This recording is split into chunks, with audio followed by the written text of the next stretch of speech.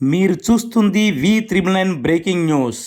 మనకు అందిన సమాచారం మేరకు Visakha steel plant ED works బిల్డింగ్లో సమయం రాత్రి 11 దాటినా కొనసాగుతున్న ఉద్రిక్త వాతావరణం. ఉన్నతాధికారుల నుంచి ఎటువంటి స్పందన రాకపోవడంతో ఇంకా కొనసాగుతుంది.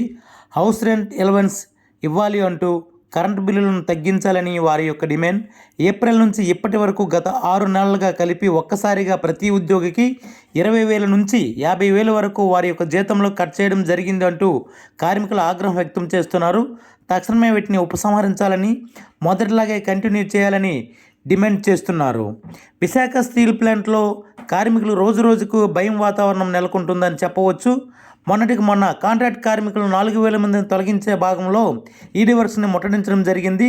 అది ఇంకా మరొక ముందునే ఇప్పుడు స్టీల్ పర్మనెంట్ కార్మికులు ఈడీ వర్క్స్ బిల్డింగ్ను ముట్టడించారు. వీరి యొక్క డిమాండ్లు పరిష్కారం జరిగే వరకు కొనసాగుతుందని వారికి హెచ్చరించడం జరిగింది. ఇప్పుడు రాత్రి 11 సమయం దాటుతున్నా ఇంకా కార్మికులు ధర్నాను నిర్వహిస్తున్నారు. వారి యొక్క నిరసనని తెలియజేస్తున్నారు. ఇంకా ఇంత సమయం అయినప్పుడు కూడా మహిళా ఉద్యోగులు నిరసన కంటిన్యూ చేస్తున్నారు.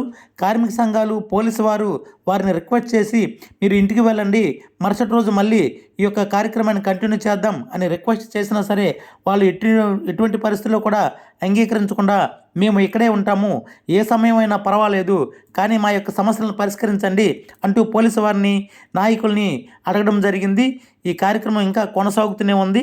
ఇంకా ఏం జరుగుతుందో మనకి ఇంకా తెలియాల్సి ఉంది. మీరు చూస్తున్నారు V999 బ్రేకింగ్ న్యూస్.